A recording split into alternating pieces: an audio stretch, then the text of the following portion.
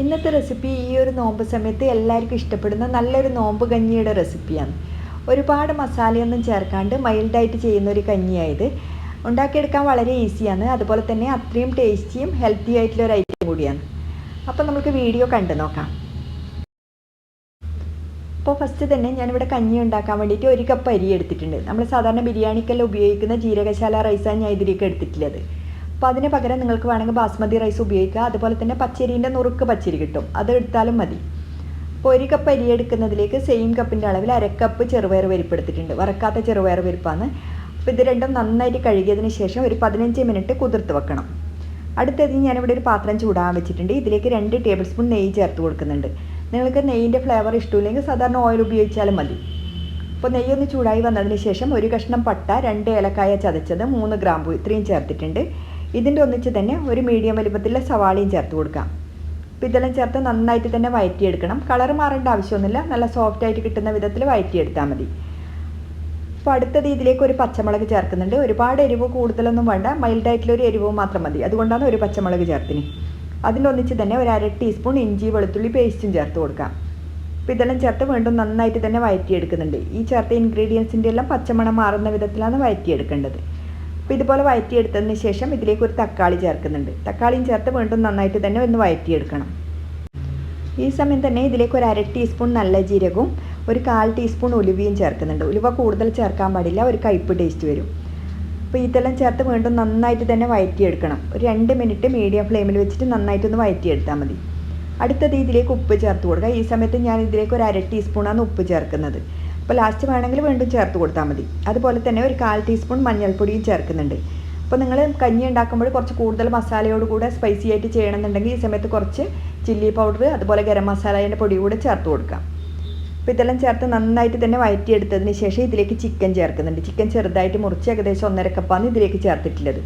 Chicken വേണമെങ്കിൽ mix ചെയ്തിട്ടും ചേർത്ത് കൊടുക്കാം. അപ്പോൾ നിങ്ങൾക്ക് ചിക്കൻ താല്പര്യമില്ല, വേറെ ഏതെങ്കിലും മീറ്റ് വേണ്ടതെങ്കിൽ അത് ഉപയോഗിച്ചാൽ മതി.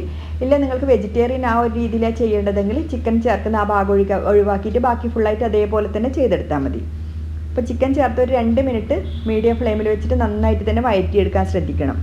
അപ്പോൾ ഈ സമയത്ത് തന്നെ ഞാൻ ഇതിലേക്ക് കുറച്ച് മല്ലിയില, അതുപോലെ തന്നെ കുറച്ച് പുതിന ചേർത്തിട്ടുണ്ട്. ഇതും ചേർത്ത് വീണ്ടും നന്നായിട്ട് വഴറ്റിയെടുക്കാം. അടുത്തത് ഇതിലേക്ക് വെള്ളം ചേർത്ത് കൊടുക്കുന്നുണ്ട്. നമ്മൾ 1 കപ്പ് അരി എടുക്കുന്നതിന് 6 കപ്പ് വെള്ളം എന്നുള്ള അളവിലാണ് ചേർക്കേണ്ടത്. അപ്പോൾ നമ്മളിത് ഈ ഒരു കഞ്ഞി ഉണ്ടാക്കുന്ന സമയത്ത് അരിയും അതുപോലെ ചെറുപയർ പരിപ്പെല്ലാം നല്ല സോഫ്റ്റായിട്ട് വെന്ത് കിട്ടണം. അതിന് വേണ്ടിയിട്ടാണ് കുറച്ച് കൂടുതൽ തന്നെ വെള്ളം ചേർക്കുന്നത്.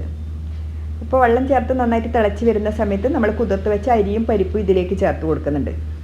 അപ്പോൾ ഇതെല്ലാം ചേർത്ത് മിക്സ് ചെയ്ത് ഉപ്പെല്ലാം നോക്കിയിട്ട് വേണമെങ്കിൽ ചേർത്തതിന് ശേഷം നമ്മളിത് മൂടി വെച്ച് വേവിപ്പിക്കണം. ഏകദേശം ഒരു 20-25 മിനിറ്റ് ടൈം എടുക്കും. അപ്പോൾ നിങ്ങൾക്ക് ഈ കഞ്ഞി പെട്ടെന്ന് റെഡിയാക്കി എടുക്കണമെന്നുണ്ടെങ്കിൽ കുക്കറിൽ ചെയ്തെടുത്താൽ മതി. ഏകദേശം ഒരു 5-6 മിനിറ്റ് കൊണ്ട് തന്നെ റെഡിയായി കിട്ടും. അപ്പോൾ നമ്മൾ നാടൻ രീതിയിൽ ആ ഒരു ട്രഡീഷണൽ രീതിയിൽ ചെയ്യുന്നത് കൊണ്ടാണ് മൺപാത്രത്തിൽ തന്നെ കാണിക്കുന്നത്. അപ്പോൾ ഞാനിത് ഏകദേശം ഒരു 20 മിനിറ്റിന് ശേഷം എടുത്തിന്. നമ്മൾ ഈ കഞ്ഞി റെഡിയാക്കുന്ന സമയത്ത് ഇടയ്ക്കിടയ്ക്ക് ഇളക്കി കൊടുക്കാനും ശ്രദ്ധിക്കണം, ഇല്ലെങ്കിൽ അടിയിൽ ഒട്ടിപ്പിടിക്കും. അപ്പോൾ നമ്മൾ ഇതുപോലെ എടുത്തതിന് ശേഷം നല്ല രീതിയിലൊന്ന് മിക്സ് ചെയ്തെടുക്കണം. റൈസെല്ലാം നല്ല സോഫ്റ്റായിട്ട് തന്നെ വെന്ത് വന്നിട്ടുണ്ട്. അടുത്തത് ഇതിലേക്ക് തേങ്ങാപ്പാൽ ചേർക്കുന്നുണ്ട്. 1 കപ്പ് മീഡിയം കട്ടിയിലെ തേങ്ങാപ്പാലാണ് ചേർത്തിന്. നമ്മൾ ഈ കഞ്ഞി റെഡിയാക്കുന്ന സമയത്ത് കുറച്ച് നേർത്ത വിധത്തിൽ തന്നെ റെഡിയാക്കി എടുക്കാൻ ശ്രദ്ധിക്കണം. ഫസ്റ്റ് തന്നെ ഒരുപാട് കട്ടിയിലാക്കി കഴിഞ്ഞാൽ ചൂടെല്ലാം തണുക്കുന്ന സമയത്ത് കട്ടിയായിട്ടില്ല പോലെ ഉണ്ടാകും. ഈ സമയത്ത് കുറച്ച് നേർത്ത വിധത്തിൽ ചെയ്ത് കഴിഞ്ഞാൽ ചൂടെല്ലാം തണുക്കുന്ന സമയത്ത് ആ ഒരു ആവശ്യത്തിന് കട്ടിയിൽ തന്നെ കിട്ടും. അതിൻ്റെ ഒന്നിച്ച് തന്നെ ഞാൻ ഒരു 1/2 കപ്പ് ചൂടുവെള്ളം കൂടെ ചേർത്തിട്ടുണ്ട്. ഇതും ചേർത്ത് നന്നായിട്ടൊന്ന് തിളപ്പിച്ചെടുക്കാം. തിളച്ചതിന് ശേഷം ഉടനെ തന്നെ ഫ്ലെയിം ഓഫ് ആക്കണം. ഒരുപാട് തിളപ്പിച്ച് കുറുക്കിയെടുക്കാൻ പാടില്ല. അപ്പോൾ ഈ ഒരു നോമ്പ് കഞ്ഞി റെഡി ആയിട്ടുണ്ട്. അപ്പോൾ ഇത് നമ്മൾ കഴിക്കുന്ന സമയത്ത് കുറച്ച് ചൂടോടുകൂടെ തന്നെ കഴിക്കുമ്പോഴാണ് നല്ലൊരു ടേസ്റ്റ്.